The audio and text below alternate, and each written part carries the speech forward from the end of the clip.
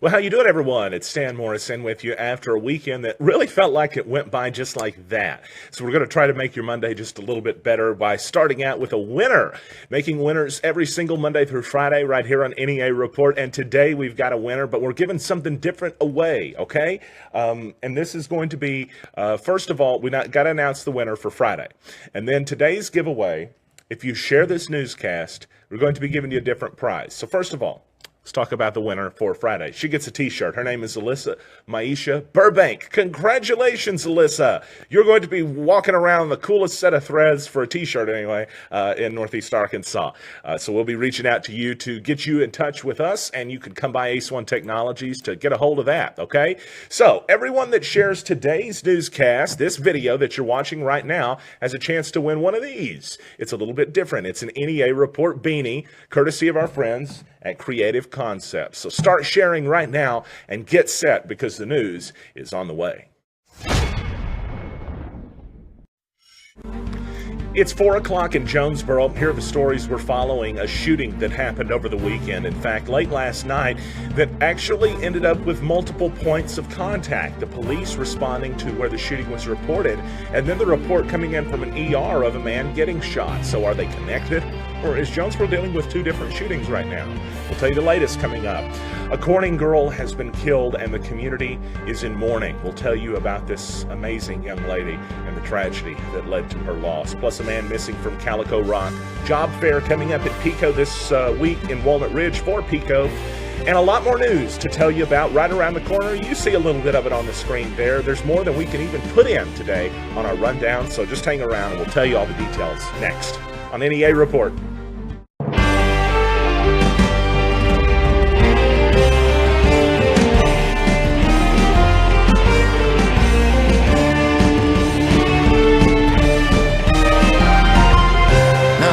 Stan Morris reporting. We begin the week with another shooting and reports that an individual was also reported into a hospital with shooting wounds. The belief right now is that they could be connected incidences, but Jonesboro police are still investigating to try to make sure of exactly what happened on Sunday night.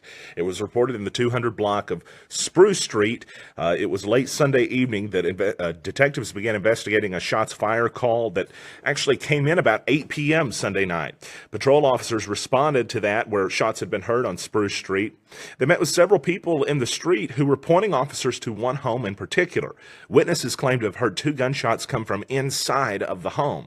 Okay, so officers contacted the resident, not shot, but he had suffered a minor injury, they said, after being in some type of physical altercation. Officers saw evidence of a struggle in the home, but they also saw something else, evidence of illegal drug activity. So investigators were called to the scene, which led to the collection of several pieces of evidence, including illegal drugs, shell casings, and handgun magazines. Anytime you have a shooting that takes place and there's reported illegal drug activity in the location of the shooting, it generally begins to indicate it could have been a drug deal gone wrong. But we don't know that yet. An arrest has been made for possession of a Schedule 6 controlled substance with intent to deliver and possession of drug paraphernalia. Maybe that means that this was a marijuana dealer. Nonetheless, a short time later, officers received a call from St. Bernard's Medical Center emergency room that a subject had come into the facility in need of medical care and had suffered a non-life-threatening gunshot wound. The question for investigators now, are these two cases connected? They are trying to work and determine if those two cases have been some type of connection or if they have a total unrelated coincidence that they just both occurred last night. But if you have any information that might be able to assist authorities, you probably already know what we're about to tell you to call. It's Crime Stoppers 935-STOP. A young girl in Corning has died, and the community is in absolute mourning. A tragedy striking Clay County, Corning High School, and many other communities who knew this young girl who seemed to have touched so many hearts in her short 16 years on this earth. Her name was Hannah Blankenship. She was a Corning High School student who was killed in a wreck Sunday afternoon, according to the Arkansas State Police Fatal Crash Summary, which said at 2:06 p.m. on Sunday afternoon, January 21st in Clay County, her 2011 GMC Sierra was headed westbound on Highway 62 east of Corning when it crossed the center line into the path of another vehicle, a 2018 International semi-truck. Conditions were listed as cloudy and wet at the time of the fatal accident. The loss leaves a huge emotional hole in the lives of those who knew Hannah.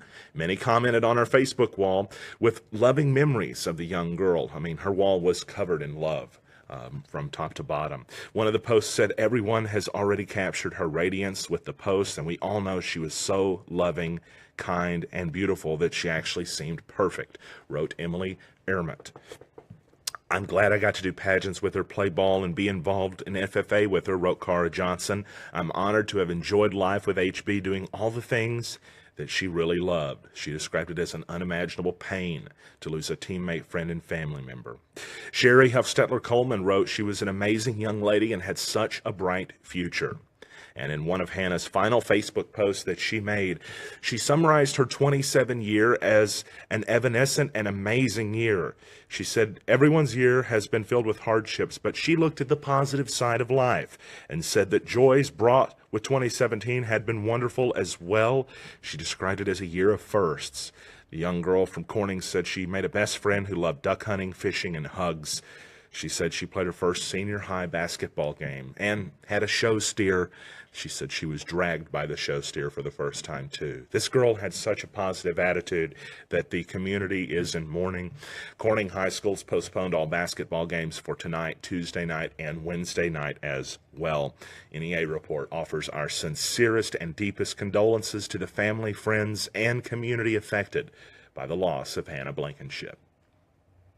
Northeast Arkansas authorities are looking for your help in finding a missing man from Calico Rock. Here's a look at the man, Peter Paul Sutterfield, who was last seen January 14th, and he's now missing, according to the Izard County Sheriff's Department.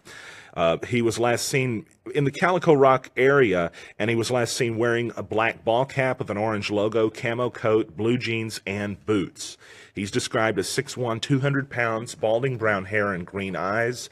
If you have any information about this man's whereabouts, if you may have seen someone that looked like him over the weekend, we just found out about this one late Sunday, call the Izard County Sheriff's Department at 870-368-4203.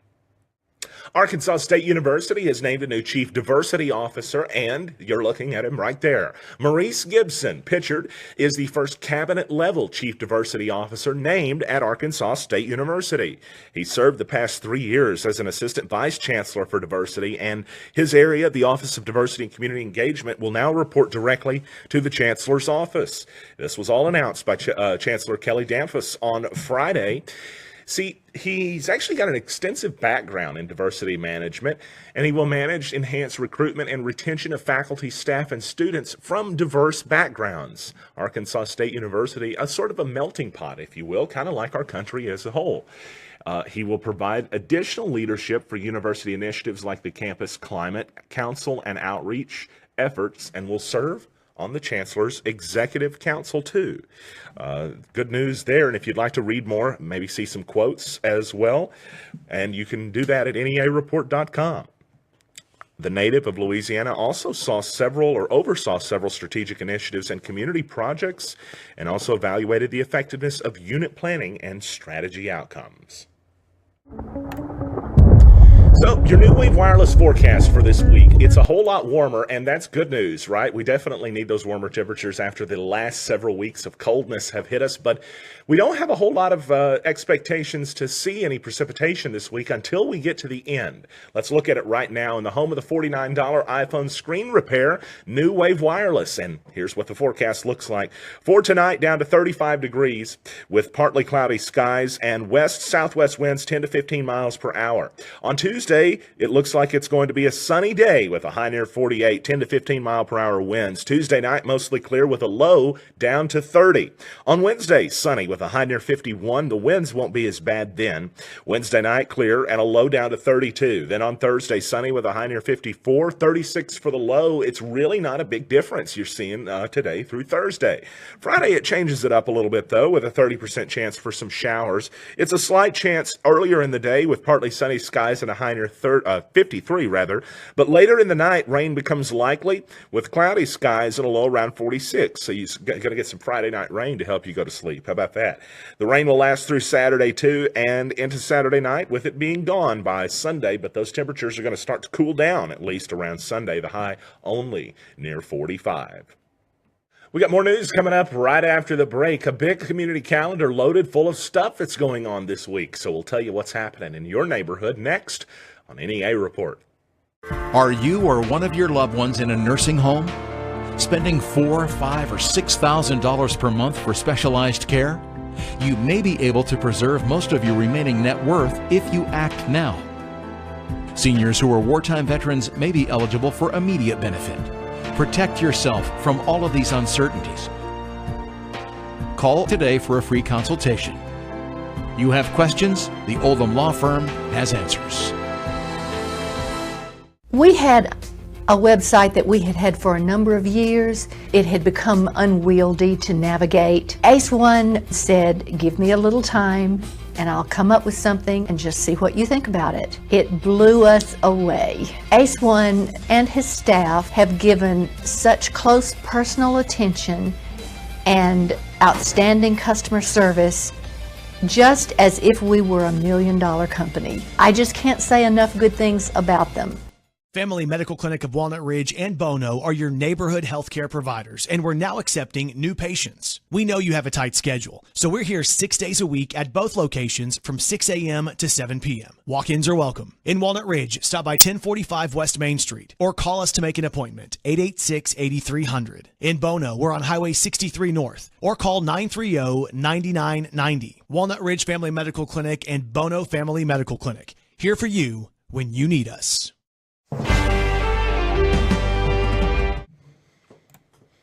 Welcome back. The community calendar is chock full of fun stuff that's going on this month, and the next week really is loaded full of things.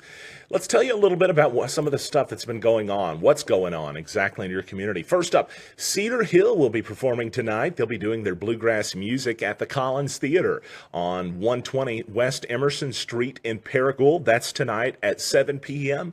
And if you'd like to find out more information about that, neareport.com under our community page. We've got the details up there for you to check out, okay? Pico Foods, our friends at Pico are doing a job fair, and it's happening at the community room in the library in Walnut Ridge from 1 until 5 p.m. this Thursday. Again, neareport.com if you're looking to find more information, or if you're looking to see maybe if there's another job fair that's going to be happening pretty soon close to you. They're all up at NEA Report. All right. Jonesboro FOP, the Fraternal Order of Police, will be at Upper Crust Pizza on Shelby Drive in Jonesboro on Thursday from 5:30 p.m. to 8:30 p.m. They're collecting $15 donations for the 2018 FOP calendars, as well as $5 donations for 2018 FOP supporter decals for Investigator Landreth. A lot of the people that are going to be at the FOP night will probably also be at the Stop the Bleeding Foundation event's their first monthly event, which is going to be on Saturday from 8 until 5 p.m. You know, this is from the big grant that was issued out to help get first responders trained in stopping the bleeding whenever some type of emergency event that's going on takes place. You know, sometimes the police are the first one there before medics or before hospital personnel can get to someone. Over 50 students are planning on attending, and over 60 lives have been saved so far across the state, according to the program. Another event that's going to be taking place, the NEA Political Animals event, will be this Friday at noon at the Jonesboro Chamber of Commerce. State Republican and Democratic Party chairs will both be in attendance. And one of the questions, it's funny because one of the things listed on the email that was sent out was maybe we can ask them who's responsible for the government shutdown. Maybe we can. We'll try to find out more because NEA Report will also be in attendance. Looking forward to it. We'll stream it live too. Ladies, here's an event that's coming up. It's the Blues and Bingo event. It's Saturday, January 27th, and it's at the Cooper Alumni Center on A-State's campus. All proceeds will benefit A-State Rugby. That's a program that, it's seen a lot of growth in the past several years. Tickets are $45 each and include bingo cards, brunch, and the bubbly. So that's happening on Saturday to get involved with that. I think they've got a Facebook event for it if you'd like to look and find out more. A wind advisory is in effect for Northeast Arkansas, and yeah, you probably know why if you've been near a window today or you've just listened. It sounded like the wind was howling all morning and all afternoon, but last night in the early morning hours, those thunderstorms actually woke us up. Did you join us for our early morning live stream that was at about 3 a.m.? It was a little bit crazy, although it didn't do much around Northeast Arkansas. There were actually tornado watches in Northwest Arkansas from the same cell as it moved through earlier in the hours. And I think there was even a funnel cloud reported. A picture that I had seen on Twitter would indicate as such. Let's talk about the forecast. We're not going to be seeing any funnel clouds over the next week. In fact, we're not going to see a whole lot of anything precipitation-wise, but we might on Friday. Okay, here it is, your New Wave Wireless forecast. It looks like this, down to 35 tonight with, that's not too bad based on where it's been. Partly cloudy skies. Tuesday, sunny with a high near 48. Mostly clear Tuesday night with a low down to 30. And on your Wednesday, sunny with a high near 51. Should be pointed out that winds chilling out just a little bit between Tuesday and Wednesday. Thursday, sunny, a high of 54. Friday, rain starts to roll in now. Actually, what it looks like on the forecast, about a 30% shot at it earlier in the day with a high near 53, but rain becomes likely moving into Friday night and lasting into Saturday, very likely to see rainfall all day on Saturday. The low Friday night, 46, the high on Saturday, 52. Going to be a rainy day, but it doesn't call for thunderstorms just yet, and maybe if those temperatures stay down, maybe we won't see that volatility that we had early this morning. Might get to actually sleep in.